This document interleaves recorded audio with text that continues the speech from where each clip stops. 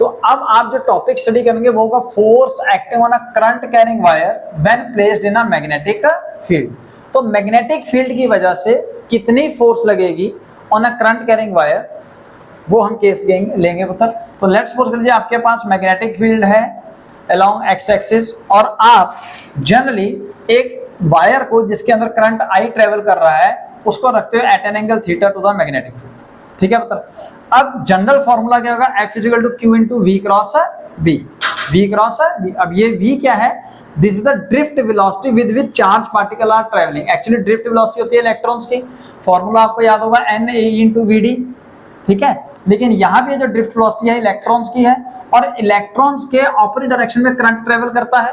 तो इस बार हम इस E की जगह हम लेंगे चार्ज, जो हम सपोज कर रहे हैं ये जो E है ये कोई चार्ज पार्टिकल है E पॉजिटिव, इस बार E पॉजिटिव, ठीक है जी। यानी कि मैग्नीट्यूड अगर हम लेंगे तो पॉजिटिव लेंगे, क्योंकि जितना इलेक्ट्रॉन इधर ट्रेवल करेगा उतना ही चार्ज, यानी कि पॉजिटिव चार्ज, कोई positive charge particle opposite direction में ट्रेवल करेगा। जिस डायरेक्शन में चार्ज ट्रेवल करेगा उसी डायरेक्शन में करंट भी ट्रेवल करेगा। ये पॉइंट क्लियर है बता। आइए तो सबसे पहले V क्रॉस B, तो सबसे पहले हमें V निकालना है और टोटल वैल्यू ऑफ चार्ज निकालनी है। अब हम क्या करते हैं, ये एक इनफाइनाइट वायर है, इस इनफाइनाइट वायर की लेंथ कोई एज्यूम करते हैं L, लेट्स सपोज कोई वायर एज्यूम कर लेते हैं L, ठीक है। अगर वायर इनफाइनाइट होगा तो force per unit length calculate कर पाएंगे। अगर वायर लेंथ L की है तो इसके अंदर से लेट्स सपोज हमने एक छोटा सा लेंथ एलिमेंट लिया DL, और उस लेंथ एलिमेंट की डायरेक्शन होगी in the direction of current, क्योंकि करंट आपका एक टेंसर क्वांटिटी है, वो वेक्टर क्वांटिटी नहीं है, ठीक है ना। तो करंट को हम डायरेक्शन में वेक्टर क्वांटिटी नहीं लेते, लेकिन हम डीएल को ले सकते हैं, लेंथ एलिमेंट को, और उधर उसी डायरेक्शन में आपका चार्ज पार्टिकल जो है सपोज वो ट्रेवल कर रहा है विद ड्रिफ्ट वेलोसिटी वी। अब आप इस वायर का एरिया ऑफ क्रॉस सेक्शन ले लें ए।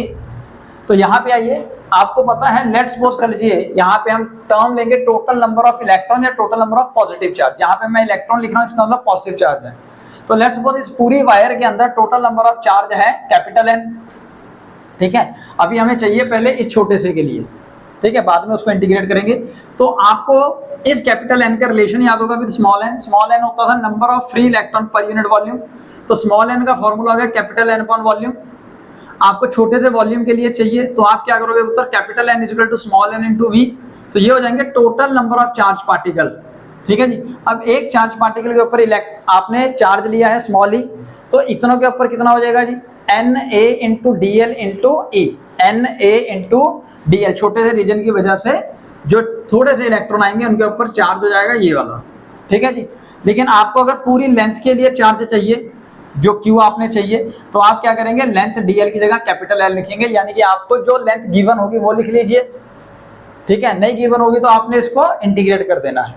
तो NaL into E, this is the total charge for a L length. कैसे कैलकुलेट किया समझ में आ गया। अब इसको हम यहाँ पुट करेंगे, मतलब Q की जगह NaLe VD into B sine theta ऐसे रख लिया। आप L को साइड में लाइए, NaE into VD is the formula for current, तो फॉर्मूला बन गया फोर्स का LIB साइन थीटा। तो अगर आप इसको वेक्टर टर्म्स में स्टडी करेंगे तो ये फॉर्मूला आ जाएगा जी F is equal to I into L cross B। हालांकि आप इसको F is equal to I into B cross L भी लिख सकते थे, लेकिन B क्रॉस L की मदद से अगर आप डायरेक्शन फाइंड करेंगे तो वो हमारी फोर्स की डायरेक्शन नहीं आएगी, जो लग रही है इनवर्ड्स। कैसे पता लगा, अगेन आप राइट हैंड पाम रूल लगाइए। जिस डायरेक्शन में आपका मैग्नेटिक फील्ड है उस डायरेक्शन में आपने फिंगर्स वेलोसिटी या करंट की डायरेक्शन में थंब, तो फोर्स कहाँ लग रही है, अंदर को, यू कैन सी अंदर को, ठीक है जी। मैंने रेड पेन से शो किया पर ये एक्चुअली फोर्स लग रही है अंदर को। तो अब अंदर को फोर्स L क्रॉस B से आएगी, देखिए L और B इधर, L और B इधर, L क्रॉस B अंदर। तो यानी कि ये फॉर्मूला गलत है। फॉर्मूला है F is equal to I into L cross B, जिसको हम लिख सकते हैं F is equal to LIB sine theta. अगर इनफाइनाइट वायर होगी तो फोर्स पर यूनिट लेंथ आ जाएगी I into B sine theta, ठीक है जी। One more very important thing कि अगर थीटा 90 डिग्री हो, थीटा अगर 90 डिग्री हो तो 90% केसेस में होगा, यानी कि आपका जो करंट कैरिंग वायर है वो प्लेस होगा perpendicular to the magnetic field, तो theta 90 degree, in that case force आ जाएगा I into LI into B sine 90 की value 1, so force will be maximum, जिसको आप याद करने के लिए निमोनी बिल यूज कर सकते हो, BIL बिल है ना, बिजली का बिल आता है। तो जब फोर्स लग रही है करंट कैरिंग वायर के ऊपर तो आपके ऊपर कितनी फोर्स लगेगी, बी आई इंटू है, ठीक है जी। तो पुत्र आपको ये पता लगेगा कि अगर किसी करंट कैरिंग वायर को जिसकी लेंथ एल हो मैग्नेटिक फील्ड बी में रखा जाए तो वो कितनी फोर्स एक्सपीरियंस करता है sir, I into L cross B, जिसको हम I L B sine theta लिख सकते हैं। इजी लर्न करने के लिए bill force is equal to bill B I L bill, ऐसे भी आप याद कर सकते हैं। तो अब आप कैलकुलेट करेंगे force between two infinite current carrying wires placed parallel to each other at a distance D from each other, यानी कि दो आपने वायर्स लेनी है जिनकी लेंथ कितनी है, इनफाइनाइट है, और उनके बीच का डिस्टेंस है डी। लेट्स सपोज कर लीजिए मैंने वायर 1 ली, उसमें करंट I1 गया, उसकी वजह से जो मैग्नेटिक फील्ड प्रोड्यूस होगी उसका जो पैटर्न होगा वो कंसेंट्रिक सर्कल्स की फॉर्म में होगा, और आपको डायरेक्शन फाइंड करने का रूल बताया गया है। तो यहाँ पे आप राइट हैंड रूल यूज करेंगे। राइट हैंड रूल के हिसाब से जिस डायरेक्शन में करंट है उस डायरेक्शन में आपने सपोज करना है कि आपका थंब है, उसके बाद कर्ल कीजिए फिंगर को around the current carrying wire. So this curling finger will give you the direction of magnetic field, यानी कि यहाँ पे इनवर्ट और यहाँ से आउट। तो इधर सेकंड वायर के ऊपर हम एक पॉइंट ले लेते हैं सपोज 2, और वहां पे मैग्नेटिक फील्ड की डायरेक्शन इसका मतलब कहाँ हो गई, अंदर को।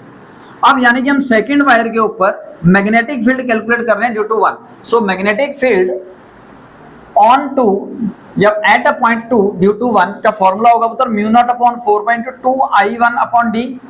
याद कीजिए बायट-सैवर्ट्स लॉ से आया था, तो mu naught upon 4.2 I upon a into sine φ1 plus φ2। यहाँ पे इनफाइनाइट वायर्स हैं, φ1 और φ2 90 डिग्री हो जाएंगे, तो वैल्यू करके सॉल्व हो जाएगी। अच्छा, ये आ गई उत्तर आपके पास वैल्यू। अब अगर ये मैग्नेटिक फील्ड एक वेक्टर क्वांटिटी तो इसकी डायरेक्शन, तो डायरेक्शन अभी बताइए आपने इनवर्स, कहाँ को होगी, इनवर्स। तो मैं 2 मिनट के लिए यहाँ पे क्रॉस लगा रहा हूँ, ये आपको शो करेंगे इसकी वजह से जो मैग्नेटिक फील्ड है, ठीक है ना, रेड वाली, ठीक है पुत्र। अच्छा, अब अगर करंट कैरिंग वायर को मैग्नेटिक फील्ड के अंदर रखा जाए तो अभी हम पढ़ के आते हैं कि वो फोर्स एक्सपीरियंस करता है। तो हम सबसे पहले कैलकुलेट करेंगे force on second wire having current I2 placed in the magnetic field B2 due to 1, magnetic field on 2 due to 1।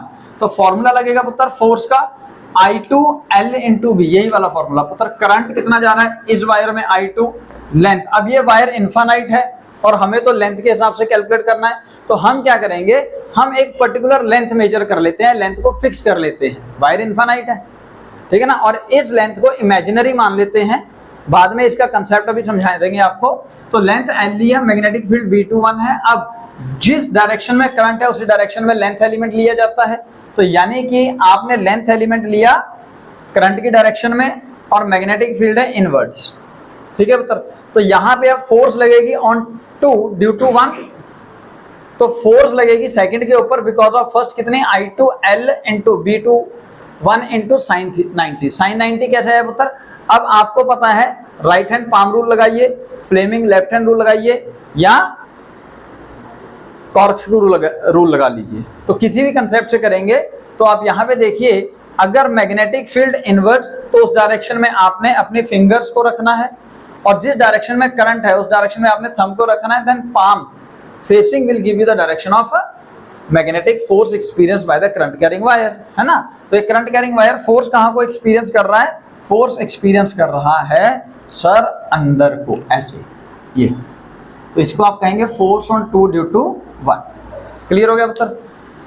तो डायरेक्शन भी पता लग गया, एंगल भी पता लग गया। तो अब आया, आप क्या कीजिए, लेंथ को डिवाइड कर दीजिए, बिकॉज आप कैलकुलेट करने हैं इनफाइनाइट वायर के लिए। तो इनफाइनाइट वायर की जब लेंथ अभी नहीं पता तो हम कैलकुलेट कर लेते हैं फोर्स पर यूनिट लेंथ। तो force on 2 due to 1 per unit length is equal to mu naught upon 4.2 I1 I2 upon D, और डायरेक्शन कहाँ है, टुवर्ड्स फर्स्ट वायर। इसी तरह से सिमिलरली आप कह सकते हैं, सिमिलरली हम कह सकते हैं कि फोर्स ऑन 1 ड्यू टू 2 आएगी।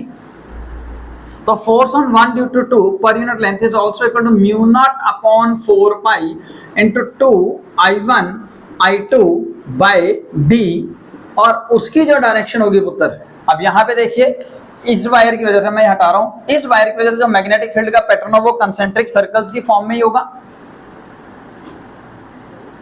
यहां से इनवर्ड्स और यहां से आउटवर्ड, ठीक है। तो यानी कि इस वायर के लिए, सेकंड वायर के लिए सॉरी फर्स्ट वायर के लिए सेकंड वायर की वजह से जो मैग्नेटिक फील्ड है वो आउटवर्ड हो गया। नहीं समझ आया? अब सपोज कर लो, यानी कि मतलब सिर्फ सेकंड वायर है और यहाँ पे आपने कोई पॉइंट लिया 1, ठीक है जी। यहाँ पे मैग्नेटिक फील्ड कंसेंट्रिक सर्कल्स की फॉर्म में होगी, ये पता लग गया। अब जो कंसेंट्रिक सर्कल्स की फॉर्म में मैग्नेटिक फील्ड है वहाँ पे डायरेक्शन राइट हैंड के थंब रूल के हिसाब से ये होगा पुत्र, यानी कि यहाँ पे मैग्नेटिक फील्ड कहाँ है? आउटवर्ड्स, इसकी वजह से, ठीक है जी। अब मैग्नेटिक फील्ड आउटवर्ड्स, ठीक है, करंट कैरिंग वायर तो अगेन ये भी एक्सपीरियंस करेगा फोर्स। कहाँ को करेगा? तो आप यहाँ पे भी आप छोटा सा सेम बराबर लेंथ ले लीजिए L, ताकि सेम फॉर्मूला आ जाए। अब सिर्फ डायरेक्शन देखिएगा, देखो जिस डायरेक्शन में करंट जा रहा है उस डायरेक्शन में थंब, और मैग्नेटिक फील्ड है आउटवर्ड्स। मैग्नेट ऐसे देखेंगे, मैग्नेटिक फील्ड है आउटवर्ड, तो पाम कहाँ को है? फेसिंग इन दिस साइड, है ना। तो यानी कि हम ये कह सकते हैं कि force on 1 due to 2 will be in this side. तो अब देखिए दोनों वायर्स एक दूसरे को बेसिकली अट्रैक्ट कर रही हैं। तो अगर सेम डायरेक्शन में करंट फ्लो कर रहा हो, current flows in two infinite wires, तब वो एक दूसरे को फोर्स एक्सर्ट करेंगे और उसका नेचर क्या होगा? अट्रैक्टिव। क्या फोर्स होगा पुत्र? Attractive. So they try to bring close to each other. हाँ, लेकिन ये फोर्स इतनी ज्यादा नहीं होती है कि वो इनको आके चिपकाई दे। फोर्स पर यूनिट लेंथ इतनी ज्यादा नहीं होगी कि वो इनको आके चिपका दे, और चिपकाने की वजह से अदरवाइज अगर इंसुलेशन ना हुआ तो हो सकता है करंट शॉर्ट सर्किट हो जाए ना। तो ऐसा नहीं होता। रीजन क्योंकि इनके बीच में जो फोर्स आती है वो बहुत ही थोड़ी होती है, ठीक है जी। तो अब क्या करता है मतलब, अब सेकंड केस लेते हैं, जिस केस के अंदर जो करंट है वो ऑपोजिट डायरेक्शन में ट्रेवल कर रहा होगा। यानी कि अगर सपोज करंट फर्स्ट वायर के अंदर अपवर्ड कर रहा है तो सेकंड वायर में डाउनवर्ड कर रहा है। तो उत्तर फर्स्ट वायर की वजह से जो मैग्नेटिक फील्ड लगेगी वो वाला कंसेप्ट तो same, μ0/4/2I1/d, direction inverse, same case, ठीक है जी। अच्छा जी, फोर्स निकालने, सेम फॉर्मूला I2L/V2 sin 90, यहां तक तो सेम है। तो फॉर्मूला आया जी force per unit length, force per unit length on a second wire due to first is μ0/4/2I1/I2/d। अब इसकी डायरेक्शन देखिए पुत्र। अब डायरेक्शन के लिए जिस डायरेक्शन में मैग्नेटिक फील्ड है उस डायरेक्शन में आपने फिंगर, और जिस डायरेक्शन में करंट है उस डायरेक्शन में आपने थंब। तो यहां से फेस जो है वो पाम का आउटवर्ड है, बाहर को। तो यानी कि ये रही the direction of force on 2 due to 1। Clear हो गया जी? ओके। अब इस कंसेप्ट को यहां लिख लीजिए, यानी कि हम कह सकते हैं कि ये आउटवर्ड को है, बाहर को, आउटवर्ड्स, ठीक है पुत्र। अब हम सिमिलरली कैलकुलेट कर सकते हैं, यही सारा कंसेप्ट, फॉर्मूला सेम आना है, सिर्फ हम फोर्स की डायरेक्शन देखते हैं। अब इस बार यहाँ पे करंट अंदर को है पुत्र, सॉरी करंट नीचे को है। तो सेकंड वायर की वजह से इस साइड पे जो मैग्नेटिक फील्ड है वो इन्वर्स होगी। अगर मैं इसको अब रब कर दूं, देख अच्छा शो करने के लिए, तो इसकी वजह से जो मैग्नेटिक फील्ड का पैटर्न है वो कंसेंट्रिक सर्कल्स, इस बार ऐसे इधर इनवर्स और इधर आउटवर्ड्स, ठीक है पुत्र। यानी कि इस पॉइंट पे, पॉइंट 1 पे मैग्नेटिक फील्ड इनवर्स है, magnetic field inverse, current upward, तो पाम कहाँ है? अगेन आउटवर्ड, इस तरफ, मेरी साइड। मेरी इस बात समझ में आ गई? तो ये रहा फोर्स ऑन 1 ड्यू टू 2। तो यानी कि सर वो भी हो गया एक तरह से आउटवर्ड ही। अगर आप ध्यान से देखें तो ये जो पैटर्न है क्या है कि फोर्स ये उसको धकेल रहा है, ये इसको धकेल रहा है, यानी कि कैसी फोर्स है?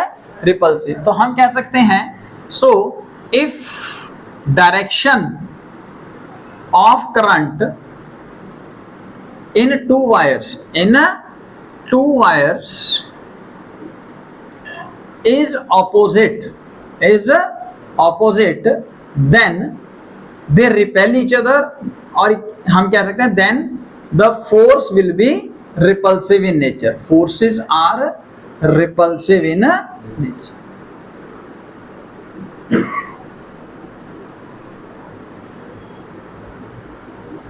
+2 में काफी ज्यादा क्वेश्चन या न्यूमेरिकल्स इस टॉपिक से पूछे जाते हैं। अगर आपको फोर्स पर यूनिट लेंथ निकालनी है, ये रहा फॉर्मूला। अगर पर्टिकुलर लेंथ के हिसाब से निकालनी तो मल्टीप्लाई कर दो, ठीक है ना, लेंथ को मल्टीप्लाई करते हैं। तो अब पुत्र नेक्स्ट जो टॉपिक होगा उसके अंदर हमें स्टडी करनी है 1 एम्पियर की डेफिनेशन।